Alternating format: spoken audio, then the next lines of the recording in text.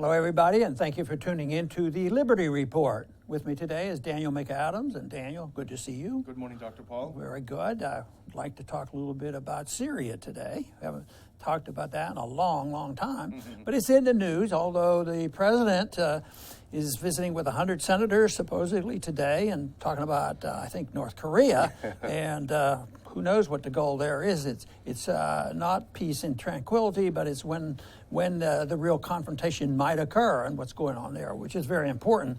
But Syria remains important. And the one thing in the news recently was that Turkey entered the fray in a more serious manner. They've been involved to some degree already, but Turkey was bombing, the Kurds and some of the rebels in Syria, which has met a lot of resistance from the United States government. And of course, Turkey's been a longtime ally with the United States, and they were always considered reliable. I think they got involved in Korea at our bidding and this sort of thing. So yes, but right now, we've been helping the Kurds. And very sympathetic because the Kurds, they thought could help us get rid of Assad, and it gets very complex. But one thing is there seems to be winning the war evidence. At the same time, there's a need to escalate. So one bit of evidence that came out was the fact that Russia was removing some of their fighter planes, half of their fighter planes, because they felt more secure and they didn't need to do this. At the same time, there's still some ground battles going on, and Russia says, in the midst of all this, threats with the Turkish bombing, is the Russians are sending in ground troops. And one of their excuses or reasons they gave was there's going to be some ground battles, and one place that they have to, do some mopping up and cleaning up, it involves Christians, and their goal was to protect these Christians. Somebody, the cynic could say, oh yeah, it's just, propaganda, but, and everybody's been concerned about all the places we take over. Generally, the Christians get bumped around or pushed out. So there may be some legitimacy to this. I don't think that there's strong evidence that Putin has gone out of his way to be hostile toward Christians. So we have these various groups that, why don't you make a comment a little bit about this significance of this immediate action of the bombing? And then, of course, we ask the question, whose side are we on? Are we going to be on both sides or neither? Yeah, it is a good question. That the Turks obviously are NATO allies, longstanding, as you point out.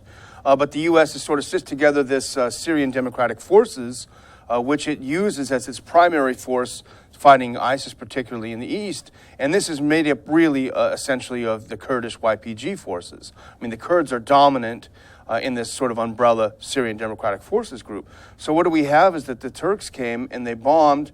They killed as many as 70 fighters, both in Syria and Iraq, all Kurds. They're the PKK and the YPG fighters. So you have Kurds who are fighting for U.S. interests, essentially, in eastern Syria, being hit by our allies, the Turks.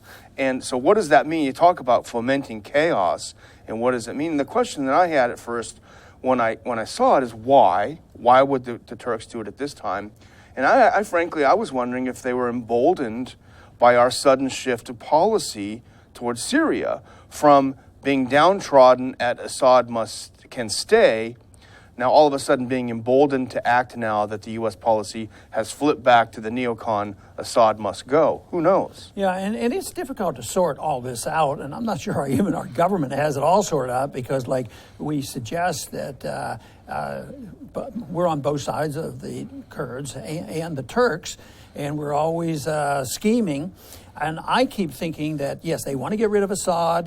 There's a lot of pressure from the Sunnis and their allies in the Middle East, and the distaste for the Iranians. So I think that's alive and well, and it's going to continue. So if it looks like, things are going to settle down, I don't think we're going to go away calmly. I don't think Trump's going to do that. There was a time when I hoped he would do that because he was sympathetic to the Syrians and the Russians and less intervention.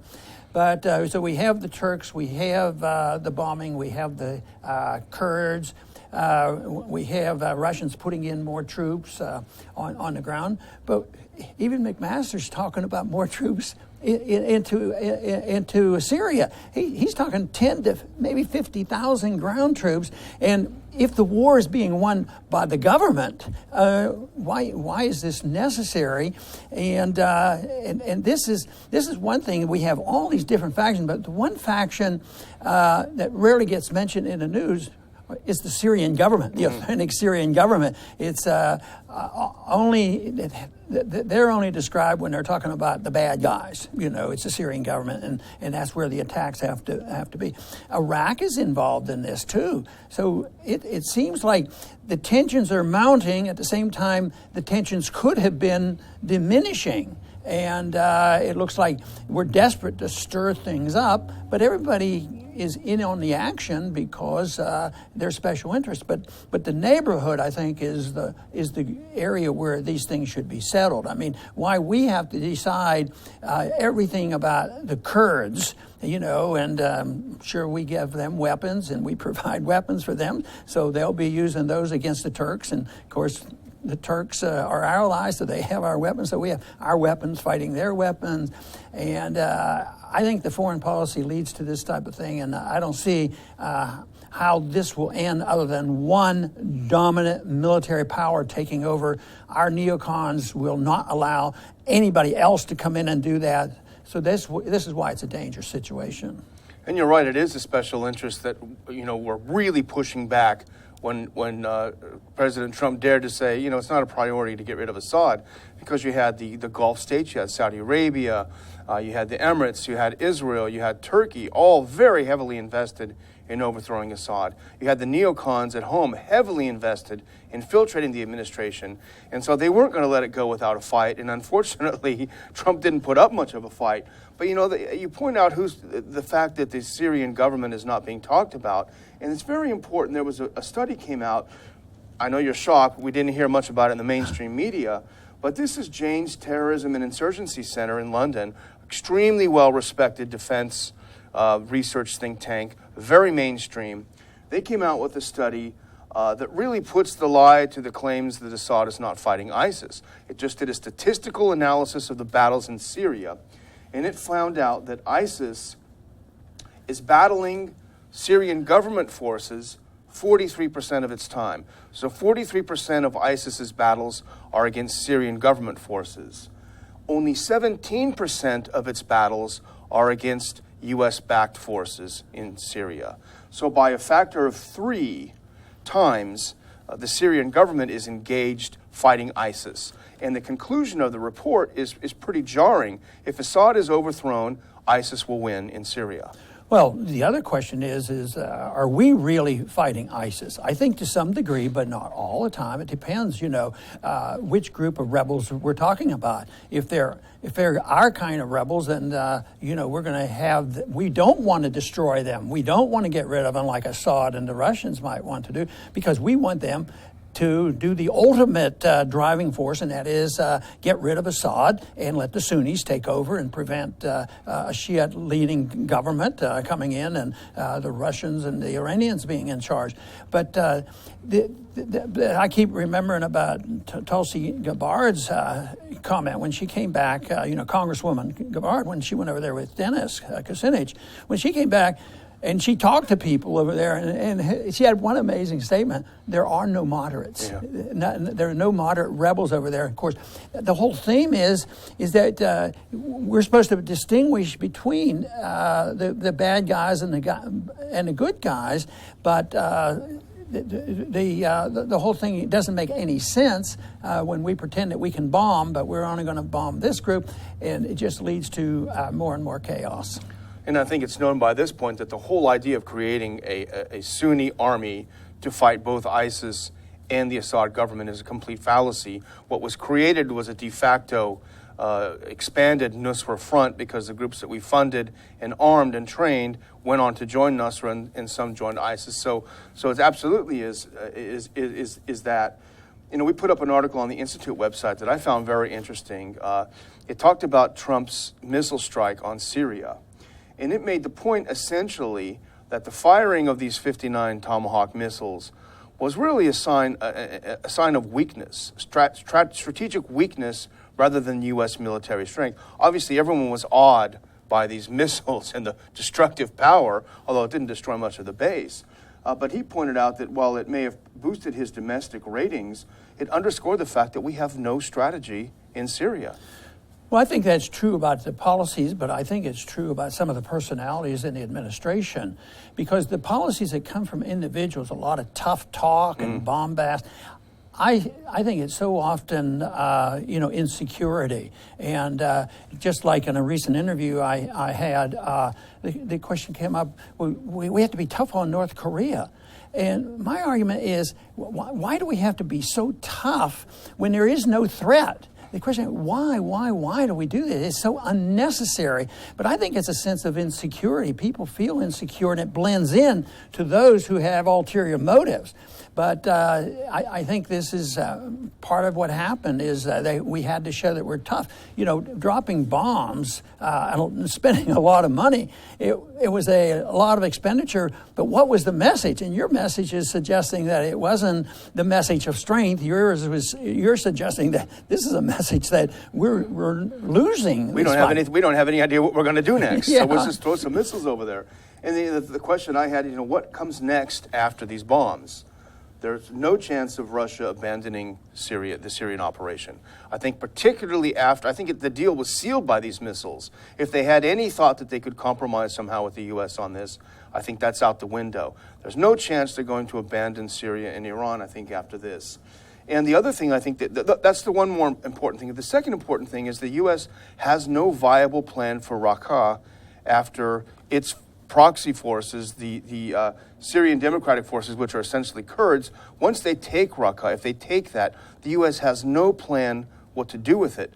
If we see now that Turkey is willing to bomb Kurds in Syria and Iraq, what are they going to do if the Kurds get a hold of Raqqa in eastern Syria? The U.S. is completely clueless. And this confusion comes from the fact of how we get involved. And we get involved carelessly and needlessly and illegally, and, it makes no sense. But there are a few people in Congress right now that are trying to make the point, we'd like to ask the president to tell us exactly where he got the authority to do this recent bombing. That's a small little incident compared to all the wars going on for the past 15 years, but we brought it up constantly. Where's the authority come? Where's the authority come from? But of course, nobody in the administration answers the question, where did they get the authority for this recent bombing of Syria? Because they don't have any authority, but unfortunately, it's not a movement. The American people aren't writing their congressmen and say, hey, why do we have these constant war without authority? And the members of Congress are passive about this too. They're not really worried about it. Just a few people would have a little bit of concern. And it's just a couple of Democratic members of Congress, and they're unfortunately highly political members, people like Adam Schiff, who really his credibility is gone because during Obama's bombings he didn't make a word. Nevertheless, it's a good point. But if it was just not 2 Democrats, but if maybe it was 100 members, and they all sent a letter to the president saying, explain to us your authority, that might do some good. But as you point out as well, people aren't asking their congressmen to do that, so they're not going to do it. But there's a lot more interest in, how can we stop the funding and close down the government for a day and have a demonstration and close down the Washington Monument and these different things. And I think it's interesting that there wasn't any real talk about the military budget in this budgetary fight that's going on. No. But there was a fight over the wall, and the concession was pretty amazing. Trump says, let's put it off on the wall. This wall is not all that important. NATO's, they have to go. They're bad people. Oh, I didn't realize how good they are. Yeah. What a silly system. Well, I think, the last thing that I would think about is really, I think the last strength of the U.S. In terms of proxy forces in Syria particularly are the the Kurdish YPG forces. And I wonder if time and time again, if they're being hit over and over by the U.S. allies in Turkey, the Turkish allies, how many more times are they going to do the U.S. bidding in eastern Syria, with their reward for winning is getting bombed by the U.S. ally. Yeah, you'd think they'd have to sort this out. And that's really the theme of what we're trying to talk about here, is the silliness of us having two allies going after each other, and we're on both sides. And I'm suggesting, with tongue-in-cheek, of course, is our position is neutrality. The best you can, let's stay neutral on these things. Let's not pick and choose. But in this sense, maybe they think neutrality is supporting both sides. Well, I don't like that kind of neutrality. I think one is just staying out of these fights. And another type of neutrality would support both sides. Well, they do that, and then we fight with both sides. So it doesn't make sense. But true neutrality is this whole idea of non-intervention and letting people who are directly responsible for these problems, they should be dealing with this. So I think it's been going on since 2010, since we really got engaged about Assad had to go, has led to just constant escalation and fighting, and the people are lining up, the different factions are lining up, and it's a dangerous situation. And I think the bottom line for me is, why is it necessary to do this? Whether it was all the wars of the Middle East, Afghanistan and Iraq and Ukraine and all these places where we've been involved. And now we're looking for another one to be really involved and stir the pot, is in Korea. But it just seems so unnecessary. What is the need for this? This has nothing to do with national security. It hurts national security. It hurts us financially. And it doesn't mean just because we're not willing or anxious to send, old-fashioned surface naval vessels any place in the world, somebody needs to be intimidated a little more, and then we freeze their assets.